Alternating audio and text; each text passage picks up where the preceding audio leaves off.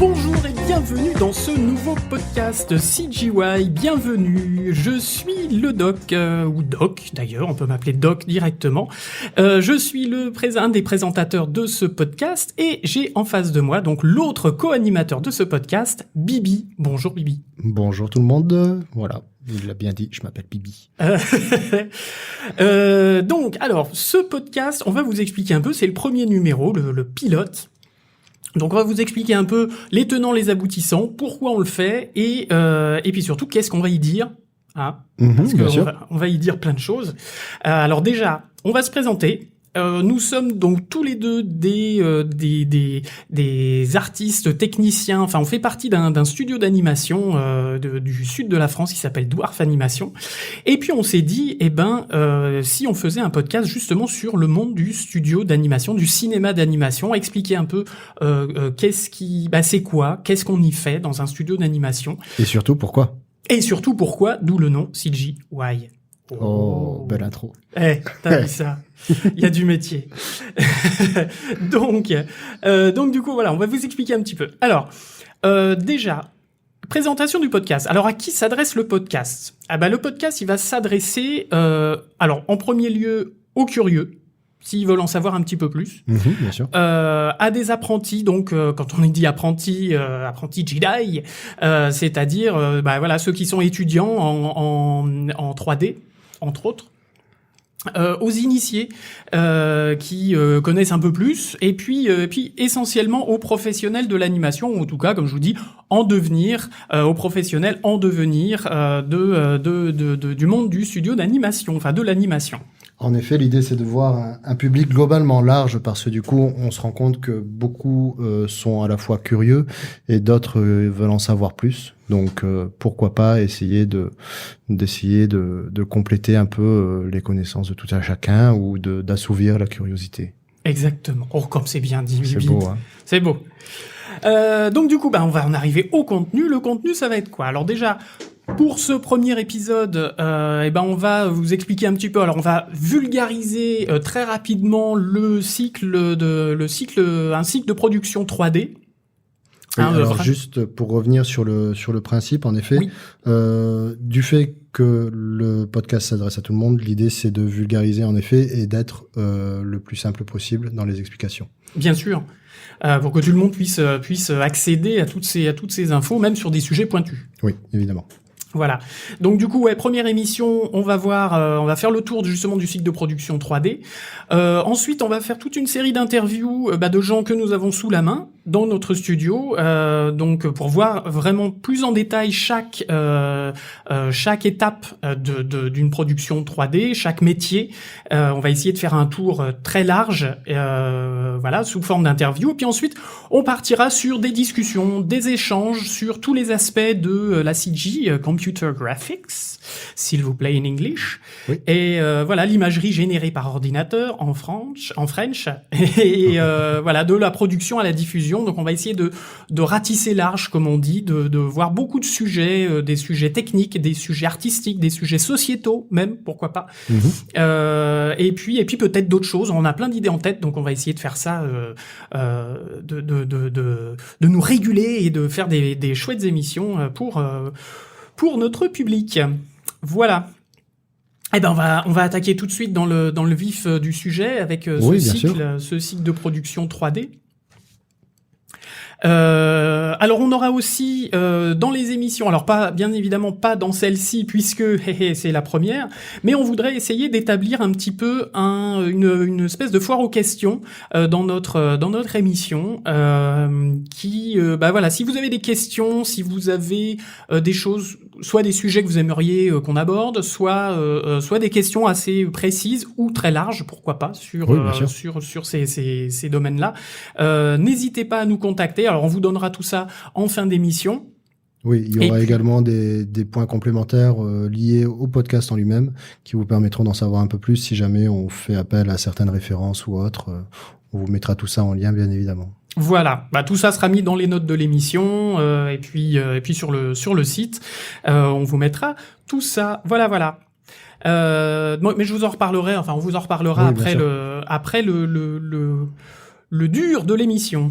évidemment. Voilà. Alors c'est parti. Alors donc le cycle de production 3D. Alors on vous a mis en image avec le podcast. En plus on l'a mis par chapitre parce qu'on fait les choses bien quand même. On essaye. On essaye. C'est le plus important. Dès le début de prendre des bonnes habitudes. On vous a mis une image qu'on trouve assez régulièrement. Quand on veut expliquer un cycle de production 3D, qui s'appelle 3D Production Pipeline, et on va vous la détailler en fait, tout simplement cette image donc avec le petit lapin rose, l'histoire de ce petit lapin, step par step, le fameux step par step exactement. Et donc je vais commencer déjà par dans la zone de pré-production, bien sûr. l'idée et l'histoire. Et oui, d'abord comment naît une idée? Comment naît une idée? Des fois, alors une idée, souvent ça tient en 2-3 phrases. Ça émerge n'importe où, sous la douche, aux toilettes. Je sais pas, en général, moi j'ai beaucoup d'idées aux toilettes, je sais pas, ou sous la douche. De temps en temps, j'ai des éclairs de génie. Je ne suis pas le seul et je le sais et je l'assume. Au réveil, etc. Enfin bref, on a plein d'images, des sentiments, des inspirations qui se chamboulent et on a une idée de film ou de série animée. Alors on va commencer par coucher ça sur un papier, que ce soit physique ou numérique, pour en créer une histoire. Donc en général en quelques phrases, je sais pas, je dirais par exemple un Pixar. Tiens, et si les jouets, en fait, ils étaient vivants quand on avait le dos tourné. Bim. Et ça fait Toy Story. Voilà. Dont le 4 va sortir dans pas longtemps et qu'on attend avec impatience. Bref. On digresse, on part dans les graviers. Donc tout ça, cette histoire, il va falloir la soumettre aux personnes susceptibles de rendre cette idée concrète. Et c'est qui? Ce sont en général des producteurs, voire des réalisateurs. Donc par exemple, pour un film d'animation, on va pouvoir attirer le chaland grâce au pitching. Oui, bien sûr. Qu'est-ce que donc phase très importante. Voilà, phase très importante. Qu'est-ce que c'est donc que le pitching? Tout simplement, on va à l'aide d'un synopsis, d'une note d'intention ou carrément d'un scénario ou avec des dessins, on va raconter son histoire, son idée, et on va la vivre devant ces gens, donc producteurs, réalisateurs, pour essayer de les séduire et pour essayer de commencer à concrétiser cette idée. Voilà pour cette phase d'idée story. Ça on pourra y revenir un peu plus. Chaque step, chaque moment comme ça, chaque partie on va potentiellement la détailler dans les interviews, dans les futures émissions. On est d'accord. Ouais. Là on vulgarise, on fait vraiment quelque chose de très rapide pour cette première émission.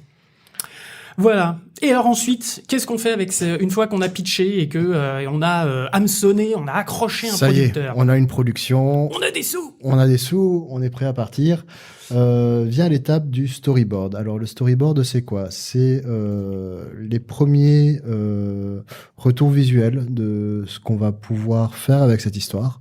Donc il va y avoir une question de mise en place des différents personnages, des décors, etc. avec une vraie note d'intention venant du storyboarder et du réalisateur, avec pourquoi pas déjà des idées de lumière parfois. Il y a de très beaux storyboards venant de Matrix Reloaded, si je me trompe pas, qui sont vraiment chouettes à voir. Donc je vous conseille d'aller y jeter un œil. Ça peut être plus ou moins stylisé, va y avoir des choses vraiment chouettes qui peuvent sortir. Et l'idée, c'est de tout simplement raconter l'histoire le plus simplement possible. Je suis pas sûr qu'il y ait d'écriture. C'est souvent des petites notes qui sont adressées en dessous du storyboard. Des indications de caméra, oui, ce genre de choses, avec des glissements de caméra, des close-up, différents éléments. On essaye déjà de donner un peu d'artistique dans le storyboard pour essayer de guider tout ça. Alors, est-ce qu'on met un peu de son dans le storyboard? Enfin, je veux dire, est-ce qu'on me donne des indications de son dans un storyboard, Bibi? Je ne pense pas. Ça va être directement pour la seconde partie qui va être l'animatique, où du coup on va directement assembler tout ça. Il va y avoir une question de timing, de montage, de rythme qui va devenir important et qui va intégrer du coup le son, les bruitages, pourquoi pas, à voir. Et directement avoir tout ça qui est monté pour pouvoir être présenté très facilement à un spectateur ou des spectateurs et continuer à aller chercher plus loin les sous. toujours une histoire de sous, hein, on en revient quand même au nerf de la guerre, comme on dit. Mais du coup, voilà, l'animatique, ça va donner un peu le rythme aussi de l'histoire. Oui, ça va être le cœur, il va y avoir une question de vraiment d'aller-retour. L'idée, c'est déjà de vivre le film en lui-même, ou la série, ou l'épisode, ou ce que vous voulez, hein, évidemment. C'est raconter l'histoire, mais raconter le plus justement possible et le plus simplement possible aussi. Voilà, une espèce de BD animé, quoi. Tout à fait. Tout à fait. Parfait. Alors ensuite vient l'étape du, si vous regardez toujours ce petit dessin, eh bien vient l'idée du design, enfin l'étape du design. Alors c'est vrai que le design, il apparaît là, mais est-ce qu'il n'est pas déjà présent dès le début? Parce que c'est vrai qu'on a une idée, et une idée vient souvent avec son petit design, et on a envie de directement lui insuffler ça. Et c'est vrai que si on regarde et les storyboards et les animatiques, on retrouve déjà le design, ne serait-ce que dans la stylisation des personnages ou ce genre de choses. Exactement, ça fait partie aussi de la direction artistique, du coup, qui est, on va dire, continue sur toutes les étapes, en fait. Voilà. Sur l'intégralité du cycle de production. Pour ça que je suis pas forcément toujours, je suis pas forcément d'accord entre guillemets avec moi non plus. avec l'image. Alors on vous fout l'image. Elle est fausse. Non, elle est pas fausse, mais c'est vrai que voilà le design, c'est vrai que les concepts, on peut dire que plutôt que design, moi j'aurais dit concept art. Oui, bien sûr. Pour les premières étapes d'ambiance, du matte painting, de rendu de lumière, direction artistique avec tout ce qui va avec. Pourquoi pas des ambiances. Voilà, totalement. Donc ça, après, ça va pouvoir aussi évoluer en fonction, tout au long du projet, même carrément jusque au niveau de la promotion du film, des affiches, des pubs, du teaser aussi, des artbooks, totalement, des goodies, des goodies, etc. Et puis voilà, par exemple, au niveau des teasers, il y a des fois des aguiches. Moi, j'aime bien dire aguiches pour bande-annonce, ça me plaît bien. Au niveau des aguiches, par exemple, il y a certaines aguiches qui vont être dynamiques ou alors que le film ne va pas l'être. Enfin, c'est vrai que des fois, il y a des bandes annonces où on se dit c'est très trop violent et tout ça. Et voilà. Et puis au final, le film ressemble pas du tout à ça, où il montre qu'une seule partie du film. Ou voilà. Donc ça fait partie aussi, je pense, du design, de cette étape de design qui vient tout au long de ce principe de production. Ensuite viennent mon ami Bibi, le layout. Nous arrivons au layout. Qu'est-ce que c'est que le layout? N'est-ce pas Petit clin d'œil à mon co-présentateur qui est assigné au département layout, évidemment. Qui du coup, qu'est-ce que c'est que le layout? C'est la mise en place des éléments. On va parler de set dressing, on va parler de import de data dans des scènes pour permettre à l'animation de faire son travail plus tard. On va commencer à mettre en place les différents environnements, donner les placements de tous ces éléments les uns avec les autres pour qu'ils interagissent correctement. Tout ce qui est objet, personnage. Oui, bien sûr. Je pense que il va peut-être même déjà y avoir du storytelling. Le storytelling, il est globalement présent un peu partout, tout le long du cycle de production. Il a son importance. Il va y avoir le placement de caméra qui va intégrer le layout également. Et potentiellement la phase d'animation qu'on va appeler le breakdown. Alors ça, c'est pas dans tous les studios. Ça peut souvent s'arrêter à simplement le placement des personnages dans leur espace et puis on continue. Mais normalement, il y a une vraie question de placement de caméra. Alors peut-être que je me trompe. Non. Enfin, le layout, si tu me permets bien sûr, je t'en prie. d'apporter mon petit grain de sel, c'est un peu ma partie. C'est vraiment la caméra, la composition de l'image, et puis comment dire, une pré-animation déjà au niveau du rythme, au niveau des rythmes d'animation, de modifications par rapport à l'animatique qui vont apporter des petites précisions, des petites choses. Ça on s'aperçoit que c'est pas possible. C'est vrai qu'on se rend compte que souvent le layout il est très similaire à l'animatique puisque du coup on essaye de matcher souvent à ce qui ressemble, j'imagine. Oui, mais souvent c'est pas possible, ou on s'aperçoit qu'il y a des mouvements qu'on avait cru possibles à l'animatique et qu'en fait qui ne sont pas possibles, que ce soit au niveau des caméras, des personnages, etc. Donc voilà, c'est et en même temps c'est la première étape de comment dire. C'est là où on va tester en fait les assets en production. Voilà, donc là les premiers problèmes techniques également. Oui. Mais on y reviendra. Plus tard. Voilà, quand on interviewera quelqu'un, voilà, un superviseur, le taulier du layout dans le studio. Voilà. Alors du coup, prochaine étape, Bibi, c'est encore à toi, puisque c'est la R&D. Et là, c'est un peu plus mon côté à moi. Oh, oui. Alors du coup, moi, je suis pour m'introduire, je suis Pipeline TD. Avec quelques assignations côté développement de temps à autre. Donc c'est vrai que c'est un sujet qui me connaît. La R&D d'ailleurs, question, elle est pas très bien placée non plus. Puisque qu'est-ce que c'est que cette image la R&D, de notre point de vue ou de mon point de vue, est quelque chose qui vient tout du long. On va intervenir à toutes les étapes du cycle de production pour améliorer la vie de tout le monde et faciliter ce fameux cycle de production, le fameux production pipeline. Donc l'idée, ça va être à travers de la recherche et du développement, de donner les outils et les méthodes de travail qui vont avec les artistes et qui va vraiment leur faciliter la vie. Donc des questions d'envoi de data d'un département à l'autre ou d'un cycle à l'autre, d'une step à l'autre. Ou tout simplement des outils globalement poussés qui permettent de notamment faire du poil ou faire du rendu ou peu importe. On peut venir à n'importe quelle étape de production et donner comment dire, des toolkits, des petits trucs. Outils, oui, voilà. Alors après, du coup, je suis dans le côté, on va dire, je suis dans les coulisses. Donc, j'ai pas forcément le retour des artistes en soi. Donc, c'est peut-être là notre camarade Doc qui va pouvoir répondre et nous dire un peu, lui, quelle est sa vision du recherche et développement et en quoi ça lui facilite la vie tous les jours. C'est que justement, nous, en tant qu'artistes, on a des demandes, ou en tout cas, on se dit, tiens, qu'est-ce qui pourrait nous faciliter, justement, comme tu disais, la manière de travailler, fluidifier. Moi, je vois la R&D et les TD comme l'huile dans un rouage. Dans des rouages, c'est-à-dire que c'est ce qui va permettre justement de fluidifier le mouvement, de faire que les étapes vont se faire rapidement, on va éviter les frictions entre d'un step à l'autre. Donc tout ça, c'est effectivement, comme tu disais, c'est tout au long de la mécanique de la production. Donc du coup, oui, c'est à n'importe quel moment. Et c'est là où c'est intéressant parce que c'est vaste. C'est très vaste. C'est très vaste. C'est très très vaste. Donc, moi, j'ai souvent l'image du cycle de production comme une locomotive qui est en marche et à toute vapeur et sur laquelle on doit faire de la maintenance alors qu'elle est en train de rouler. Donc c'est souvent un peu sport, mais c'est vrai que c'est très gratifiant en tout cas. Bon.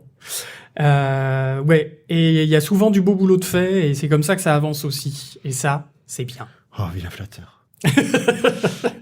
Donc du coup, on en vient à l'étape suivante qui est l'étape du modeling.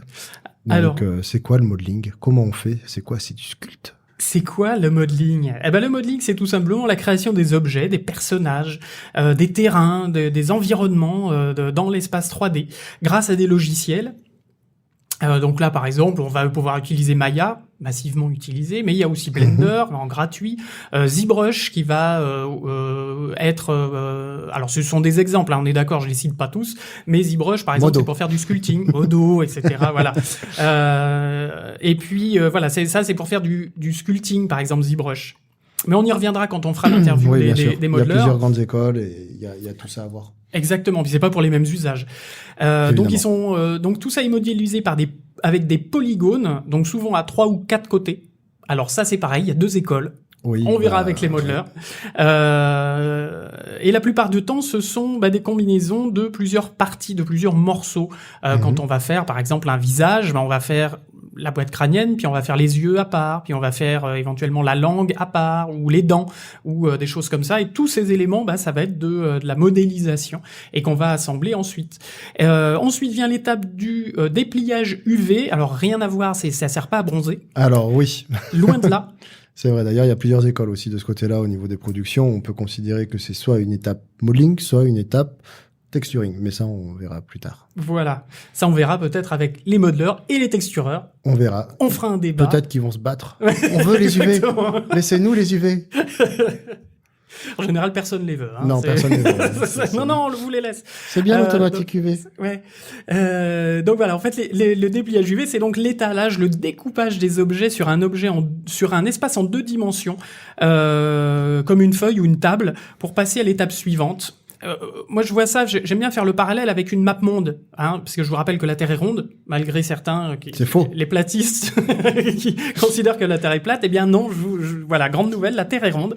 Mais quand on va faire une carte de la Terre, il va bien falloir qu'elle soit en 2 dimensions, à plat, sur un papier.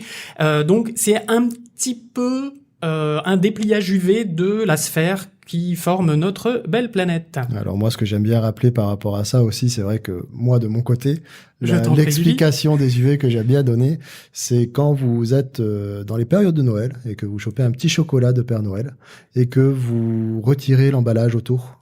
Si vous regardez bien, vous allez avoir un papier autour. Et ce papier, si vous le dépliez, il va atterrir à plat, alors que votre Père Noël, à la base, il est en chocolat 3D. C'est ça, exactement. Ah, c'est pas mal comme description. J'aime bien. Ouais. Ah oui. Chouette. Je sais plus à qui j'ai piqué. Hein. J'ai piqué à quelqu'un. Ferrero, je peut-être. Balance, ouais, peut-être. Donc voilà. Donc ensuite, l'étape suivante, une fois qu'on a déplié tout ça, elle est en 2 parties. Il va y avoir le texturing et le surfacing, puisque dans le dessin, d'ailleurs, ils ont mis que le texturing. Oui. Et les surfaceurs ont fait la gueule. C'est vrai qu'il y a même le shading. Alors si on part là-dessus, mais là-bas, voilà. Texturing, surfacing. Alors c'est quoi le texturing ? C'est tout simplement la passe de colorisation et le surfacing va permettre de modifier la manière dont réagit la lumière sur les différentes parties de cet objet. C'est ça. 3D. Bien évidemment, puisque c'est la matière. En fait, le surfacing va permettre de créer une matière, alors que le texturing va permettre de créer des couleurs. Oui. Grosso modo, c'est ça. Grosso modo, ça me va bien. En vulgarisant, c'est à peu près ça. C'est cool. Voilà. Donc, si par exemple on a un bol de couleur marron, ça peut être avec la même couleur marron, ça peut être en verre, en plastique, en métal, en terre, en cuir.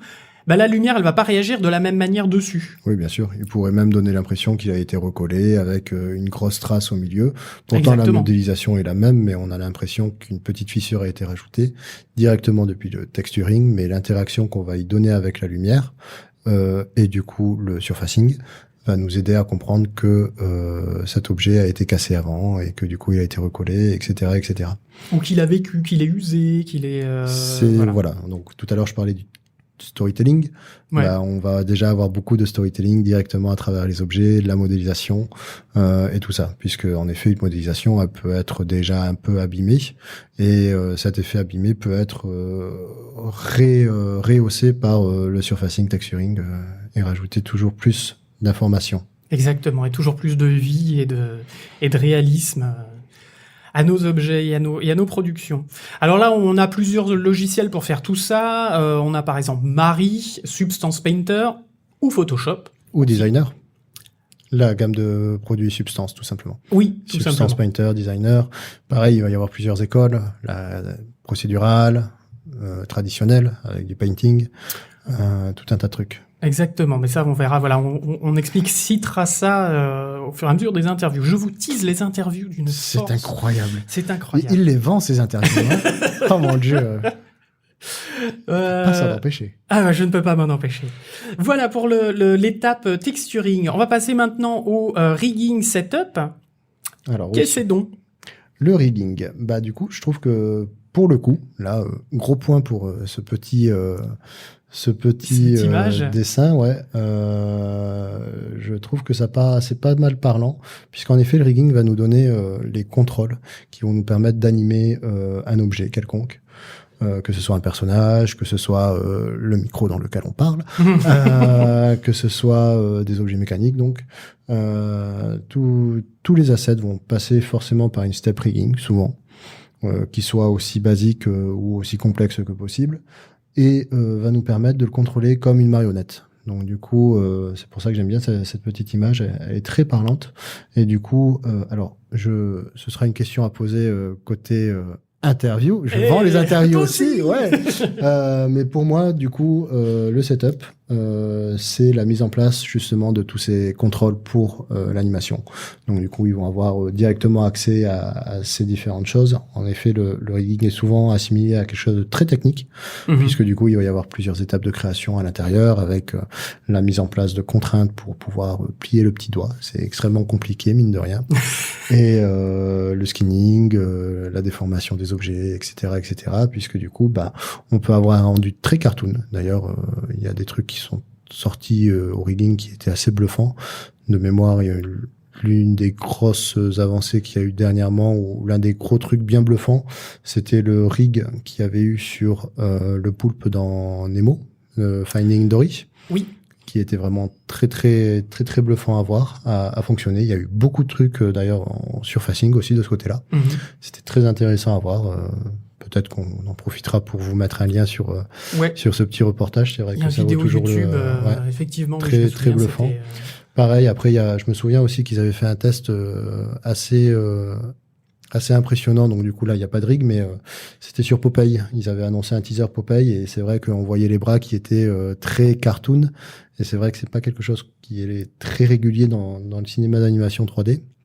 Ouais. Et qui vaut le détour d'être vu pour le coup, parce que c'est vrai que le rigging, c'est ça, c'est permettre aux artistes animateurs et layouters de se donner le plein potentiel et faire l'animation qu'ils ont envie, puisque du coup ça reste très agréable. La manipulation, c'est ça.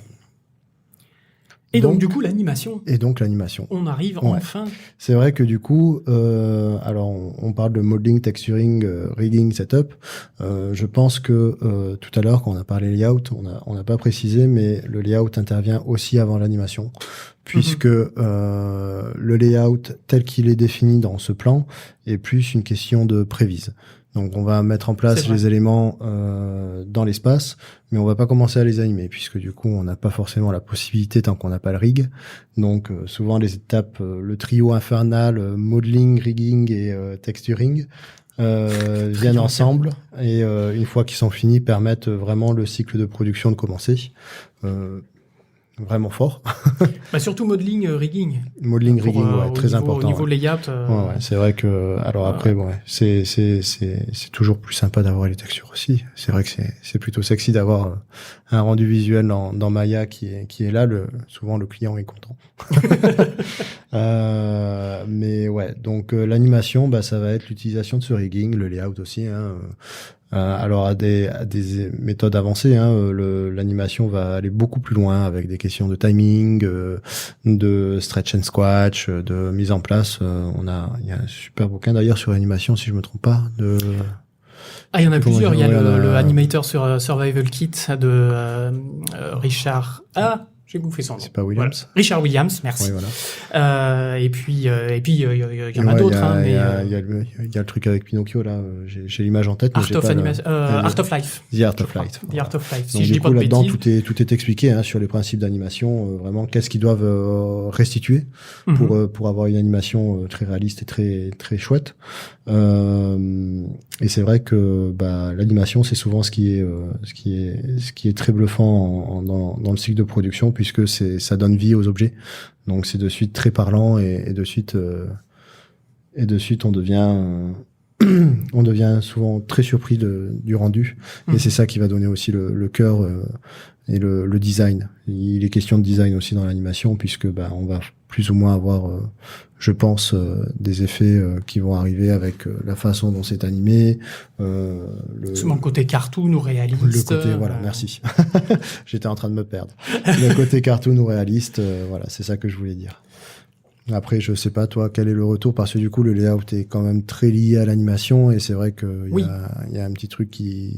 Est-ce que tu le layout donne une première impulsion, en tout cas, un premier exemple, une première base pour l'animation.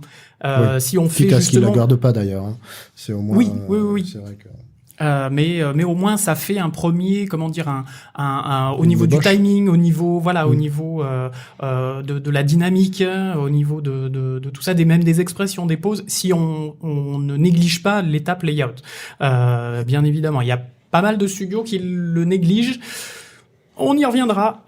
Pourtant, c'est une étape très importante et c'est crucial, voilà. Ouais. Mais on en reparlera dans les interviews du layout et de l'animation aussi. Voilà, justement pour avoir ces retours. Alors ensuite arrive l'étape des FX, d'ailleurs VFX, ils ont marqué VFX, mais ce serait plus FX.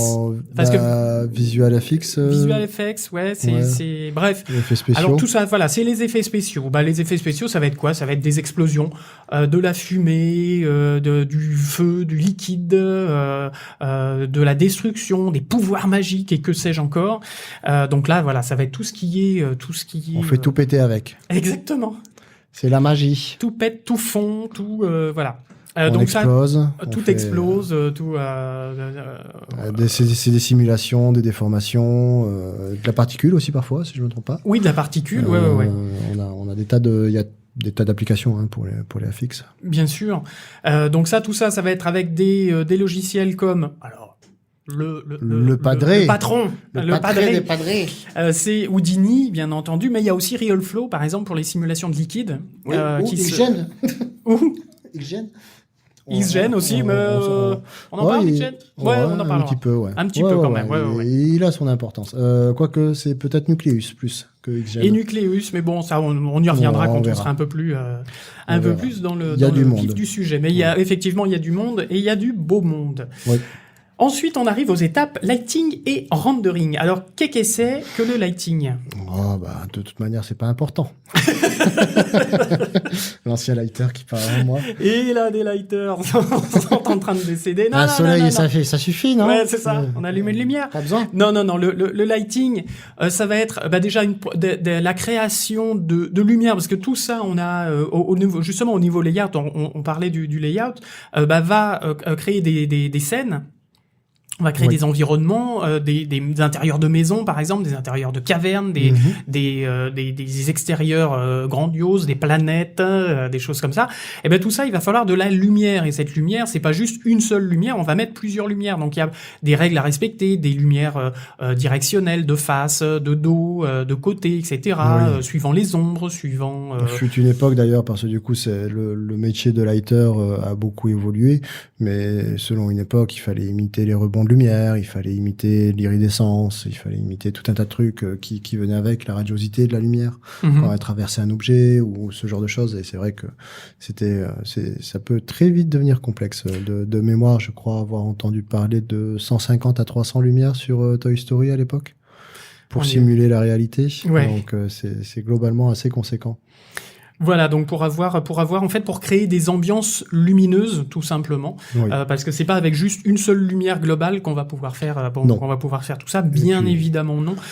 Comme quand vous allez, par exemple, si vous allez au théâtre, ne serait-ce que sur une scène de théâtre qui est quand même un cadre fermé, rien que ça, si vous levez la tête pour voir tous les projets qu'il y a, je suis un ancien technicien lumière au théâtre, donc du coup, du coup, oui, effectivement, il y a beaucoup de projecteurs et ils servent tous. La fameuse douchette. Les douchettes. Et les douchettes, et voilà. Et tout ça. Bref, voilà, donc oui, effectivement, donc on va créer un set, ce qu'on appelle un set de lumière pour chaque environnement, pour chaque plan également, pour chaque séquence, pour avoir une cohérence entre les plans et pour garder la même lumière d'un plan à l'autre, pour pas avoir de problème de raccord de lumière, un coup la lumière qui arrive à droite, un coup la lumière qui arrive à gauche. Faire ne pas avoir de faute de raccord. Et surtout, le but, c'est de flatter votre rétine. Aussi. C'est quand même le gros but, il est là, et évidemment de storyteller. Exactement, de mettre en lumière l'action et de mettre la lumière sur C'est ça. Ce Souvent, qu'on veut d'ailleurs, raconter. on fait pas vraiment attention, mais c'est vrai que dans les films, il y a pas mal de trucs qui tournent d'ailleurs sur Internet, hein, vous pouvez fouiller, sur la façon dont les histoires sont racontées, ne serait-ce qu'à travers la lumière. Il n'y a pas forcément besoin de paroles, il n'y a pas forcément besoin de grand-chose, mais vous allez de suite savoir à travers une lumière si l'ambiance va amener un meurtre, si l'ambiance va amener une scène de crime, un peu moins, ou une ambiance joyeuse, une scène d'amour. Totalement. Tout, voilà. Totalement. Et donc tout ça, une fois qu'on aura créé toutes ces lumières, après il y a d'autres spécificités qu'on reviendra dans le fameux interview. Des fameuses interviews, merci Vivi. Il va y avoir aussi l'étape de rendering qui va, justement là ça peut être aussi les lighters qui vont justement créer des passes. C'est-à-dire rendre, calculer les images de certains objets, de certains endroits ou de certaines choses. Par exemple, on va mettre que les ombres, on va faire ressortir que les ombres, ou on va faire sortir que ce qu'on appelle les spéculaires, c'est-à-dire les éclats de lumière, comment l'impact lumineux sur les différents objets, ou tout simplement séparer aussi différents objets, ou faire une passe qu'on appelle une passe de ZDF, c'est-à-dire une passe de profondeur pour connaître la profondeur de la scène 3D. Oui. Et toutes ces données-là, alors ce sont des exemples, bien évidemment, il n'y a pas tout. Oui. Je vous dis pas tout, c'est pas exhaustif, mais voilà, ça vous donne quelques exemples. Et toutes ces données-là vont pouvoir être transférées à l'étape d'après, le compositing. Mais attention, ceux qui s'occupent du rendering, il faut aussi qu'ils fassent ça intelligemment. Ils vont pas tout sortir en disant qu'ils se démerderont. Il y a une grosse notion d'optimisation. Exactement. Parce que du coup, c'est vrai que ça demande vite des temps de calcul, puisque l'une des grosses différences qu'on a entre le monde de la 3D avec le cinéma d'animation et le temps réel, c'est que comme c'est pas dit dans le cinéma d'animation, c'est que c'est pas temps réel. Ouais. Donc du coup, on est en temps différé, et souvent une image peut très vite calculer pendant 20 minutes. C'est peu. Juste pour peu, une image. Juste pour une image. 25 images par seconde. C'est très optimisé. Voilà, 20 minutes, c'est vraiment très optimisé, et souvent on va vite éclater les 1h30, ce qu'on appelle la frame. Voilà, l'image. Et puis en plus maintenant, vu que les écrans, et surtout au cinéma, on commence à passer à du 4K, voire à du 8K. Oui. C'est autant de pixels à rendre. C'est autant de pixels à rendre. Donc du coup, ça prend de plus en plus de temps, même si les machines sont de plus en plus puissantes. Il y a un moment où il faut ménager la chèvre et le chou, comme on dit, et pouvoir faire des choses qui soient au maximum optimisées, mais qui soient exploitables par le compositing. Et donc, Bibi, qu'est-ce que le compositing? Eh ben, le compositing, comme tu l'as dit, les lighters vont avoir tendance, lighter renderer, vont avoir tendance à découper des images en plusieurs, on va dire des calques, qui vont venir se superposer. Et le compositing va souvent s'occuper de réassembler tout ça, de mettre en place aussi les éléments venant du FX, de permettre d'intégrer tout ça correctement. Il va y avoir une petite première phase de color grading, mais ça on verra plus tard. Il va y avoir des questions de réorientation de lumière parfois. Vraiment, le travail de lighting, c'est flatter votre œil. Mais le compositing, le travail de lighting, c'est flatter votre œil, mais le travail de compositing, c'est aller encore plus loin que ça et vraiment l'encenser. Donc du coup, le travail des lighters est souvent utilisé pour aller chercher plus loin que ça et vraiment venir assembler tout ça et rajouter la petite lèchouille qui va bien à l'image. Et assembler tout ça impeccablement, faire du flou en fond, évidemment. Voilà, ce genre de oui, choses. Le depth of field qui va être géré, des aberrations chromatiques, on verra plus tard ce que c'est, des petits bokeh, des simili de caméra pour restituer comme si ça avait été filmé par une vraie caméra. Il va potentiellement, dans certains cas, chez les VFX, ils vont potentiellement rajouter du grain aussi pour donner l'effet de pellicule. Ouais. Il peut y avoir des tas de choses, du vignettage, etc. L'idée c'est vraiment rajouter cette passe de clean et d'encensement de l'image, quoi. De recomposition justement de l'image correctement. Ouais, c'est une grosse partie. Encore plus beau. Ouais. D'ailleurs, du coup, on en vient au 2D VFX motion graphique. J'ai peut-être un peu spoilé sur le VFX. Mais bon, c'est vrai que c'est souvent très lié avec le compositing au final. En tout cas, de moi, ce que j'en sais. Mais ça... Oui, quand tu parlais de grains à l'image, etc. Voilà, c'est le genre de choses qu'on peut rajouter. C'est vrai que je sais pas s'il y a vraiment... ou du rajout de texte ou de choses comme ça qui peut être aussi... oui, bien sûr. Il va y avoir le rajout c'est plus peut-être sur le final output, le rajout de texte. J'ai du mal à comprendre le côté enveloppe en dessous. Une petite enveloppe en dessous du... Justement, c'est pour mettre, par exemple, quand il y a un texte, quand on va indiquer, par exemple, où se passe l'action, quand on a un plan establishing pour montrer, voilà, on va mettre base des méchants, etc. Ok, c'est bon. Je viens de tilter. Voilà. Évidemment. Oui. 1967. Donc voilà ce qu'il en est pour le 2D VFX et motion graphics. Et je vais vous parler, moi, de dernières étapes, c'est-à-dire le color correction, final output et un de plus parce que moi je trouve qu'il manque encore des étapes derrière, mais je vais vous faire ça rapidement. Donc le color correction, qu'est-ce que c'est ? C'est l'étalonnage en français. Oui. L'étalonnage dans les films traditionnels, on va dire. C'est ce que je disais, c'est le color grading aussi qui va rentrer dedans. Tout ça. Donc là, c'est quoi ? C'est alors pour garder une unité dans l'image tout au long du film, au niveau de la couleur, de la luminosité, voilà. Et ben ça va être ou sur des séquences. Ça va nous permettre de remettre une recouche d'ambiance. C'est encore du polish. Hein, on est toujours dans du storytelling. Encore du storytelling, c'est par exemple mettre des filtres, alors pas à la manière d'Instagram, hein, on va pas mettre des oreilles de lapin et une grande langue, mais tout simplement c'est pour donner une espèce de couleur globale. Dans le cinéma classique, les exemples que je pourrais vous donner les plus parlants, récents, enfin relativement récents, mais quand même frappants, c'est par exemple dans La Cité des Enfants Perdus, dans les films de Caro et Jeunet, La Cité des Enfants Perdus, où il y avait une ambiance verte. Il y avait des lumières vertes sur le plateau, etc. Le jeune de Délicatessen, voilà. Ce genre de choses. Ou dans Amélie Poulain, par exemple, où il y avait une espèce de grain un petit peu vieillot, un petit peu, sur certaines images, un côté un petit peu, sépia. Oui. Après, il va y avoir souvent aussi la question dans l'étalonnage, il va y avoir la step où on va venir donner la même couleur à tout le monde. C'est ça. On va donner cette neutralité entre toutes les images.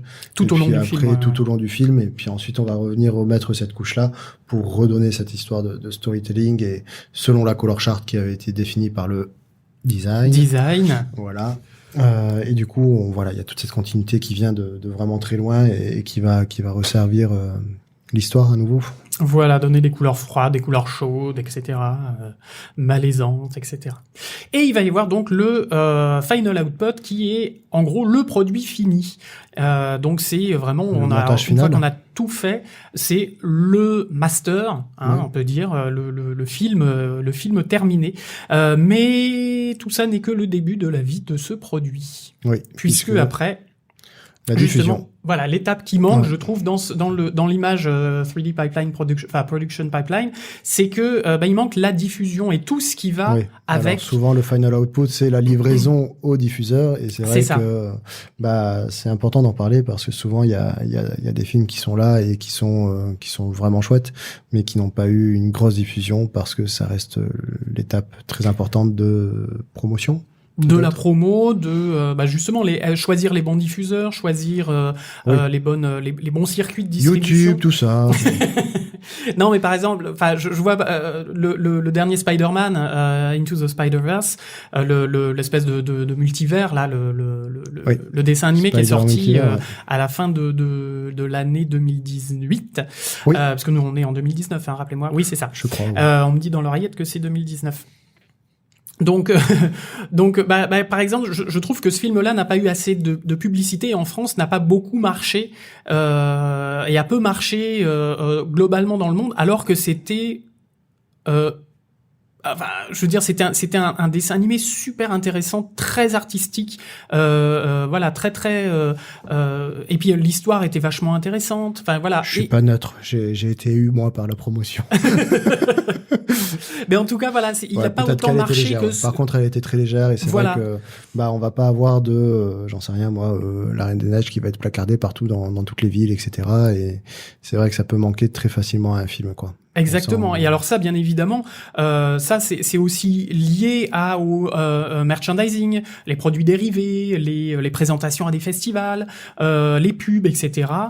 Et aussi la diffusion. Par rapport à la diffusion, maintenant, on a de plus en plus de plateformes de VOD, de streaming qui se développent. On a Netflix, on a Amazon Prime, on a Hulu, on a et on va avoir bientôt, dans quelques mois, Disney+. Disneyflix. Disneyflix. Donc voilà, tout ça va créer des circuits de distribution, de visionnage, de publicité et de plateformes, peu importe laquelle, cinéma, voilà, ordinateur, etc., pour justement voir ces produits finis. Et tout ça va permettre de rapporter de l'argent. Oui. On en revient au nerf de la guerre. Pour faire quoi ?